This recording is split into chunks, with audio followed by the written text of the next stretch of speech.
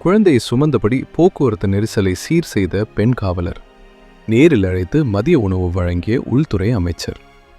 தன்னார்வத்துடன் கடமையாற்றிய ஆந்திர மாநில பெண் காவலர் ஒருவரின் வீடியோ சமூக வலைதளங்களில் வைரலானதைத் தொடர்ந்து மாநில உள்துறை அமைச்சர் அவரை நேரில் அழைத்து பாராட்டிய நிகழ்வில் நெகிழ்ச்சியை ஏற்படுத்தியுள்ளது.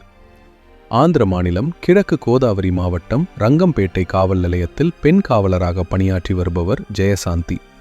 கடந்த 2 நாட்களுக்கு முன்பு இவர் பணியில் இல்லாத நேரத்தில் ஆஃப் டியூட்டி தனது கைக்குழந்தையுடன் வெளியே சென்றிருந்தார். அப்போது அந்த பகுதியில் கடுமையான போக்குவரத்து நெரிசல் ஏற்பட்டு மக்கள் அவதிப்படுவதைக் கண்டார். உடனடியாக செயல்பட்ட ஜெயசாந்தி கையில் தனது குழந்தையை சுமந்தபடியே ஒரு காவலராக தனது கடமையை உணர்ந்து போக்குவரத்தை சீர் செய்யத் தொடங்கினார். இந்த புகைப்படம் மற்றும் வீடியோக்கள் இணையத்தில் வெளியாகி பெரும் வரவேற்பை பெற்றன. இந்த செய்தியை அறிந்த ஆந்திர மாநில உள்துறை அமைச்சர் அனிதா வங்களபுடி உடனடியாக ஜெயசாந்தியை தொலைபேசியில் அழைத்து தனது பாராட்டுகளை தெரிவித்தார். மேலும் அவரை நேரில் சந்திக்க விரும்புவதாகவும் கூறினார்.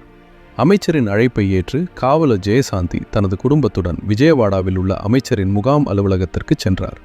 அங்கு அவருக்கு உற்சாக வரவேற்பு அளிக்கப்பட்டது. அமைச்சர் அனிதா வங்களபுடி காவலர் ஜெயசாந்தி மற்றும் அவரது கணவருக்கு புத்தாடைகள் வழங்கி கௌரவித்தார். பின்னர் அவர்களுடன் அமர்ந்து மதிய உணவு அருந்தினார்.